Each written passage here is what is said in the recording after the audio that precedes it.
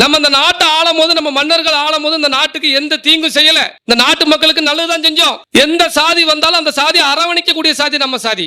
கஷ்டம்னு வந்துச்சுன்னு வைங்களேன், பசின்னு வந்தா எந்த சாதியா இருந்தாலும் சோறு போட்டோம், தங்க இடம் கொடுத்தோம், உட்கார வச்சோம். ஆனா இன்னைக்கு இந்த தேவமாரா உடனே அந்த Facebook வலைதளங்கள்ல இந்த சாதியை இழிவுபடுத்தி பதிவிடும் பொழுது அதை நினைச்சு தூக்க வர மாட்டேங்குது. எப்படியாப்பட்ட ஒரு சமுதாயம்? ஏன்னா நமக்கான ஒற்றுமை இல்ல, ஒற்றுமையை பேசுறதுக்கு யாரும் இல்ல. தேர்தல் வரும்பொழுது எனக்கு நீங்க இன்னைக்கு பல்வேறு கிராமங்கள்ல மன்னர்களுக்கு மேல எனக்கு இந்த மக்கள் மரியாதை கொடுக்காங்க. இன்னைக்கு நான் ஒரு கல்யாண வீட்டுக்கு போனாலும் இன்னைக்கு 25,000 30,000 செலவு பண்ணி எனக்காண்டி ரெடி பண்றாங்க. இப்படி வளர்த்து விடுற நீங்க எல்லாம் சேர்ந்து என்னை வளர்த்து விடுறீங்க. நம்ம இனத்தான் ஒருத்தன் வாரா உண்மையா இருக்காமனு. நான் தேர்தல் வந்த உடனே உங்களை எல்லாம் வித்துட்டு போயிருந்தேன். என்ன பண்ணிருந்தேன்?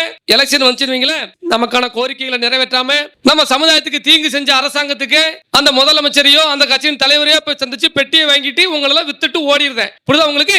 அதனால இப்படி வித்துட்டு ஓடுறதுனால இந்த சமுதாயம் என்ன பண்ணிருதுமா, எவன் வந்தாலும் நம்ம சாதியை கொண்டு அட வைப்பான், அப்ப ஏன் நம்ம இவன் பின்னாடி போனோம் அப்படிங்கிற ஒரே ஒரு நினைப்பு தான். அதனால இன்னைக்கு எல்லாத்தையும் மக்களை திரட்ட கஷ்டப்படுறேன். மக்களை திரட்ட உங்களை எல்லாத்தையும் கூட்டம் கொடுக்குது. உங்களை விக்க இல்ல, உங்களை பாதுகாக்க, உங்க பிள்ளைகளை பாதுகாக்க, உங்க பெண் பிள்ளைகளை பாதுகாக்க, வேற எதுவுமே இல்ல. உங்களை கேட்காம அரசியல்ல கூட்டணியில எந்த முடிவும் எடுக்க மாட்டேன் அப்படின்னு சொல்லி சத்தியம் பண்ணிருக்கேன். வீதி வீதியா ஊர் ஊரா நான் என்ன நீங்க தான் என்னைய ஏமாத்திர கூடாது.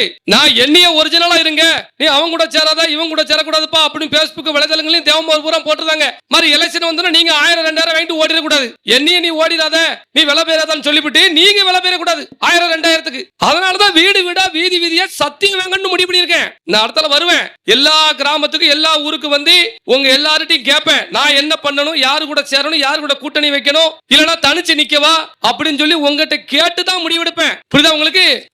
மத்தபடி எல்லாம் நான் தன்னெழுச்சா போயிட மாட்டேன்.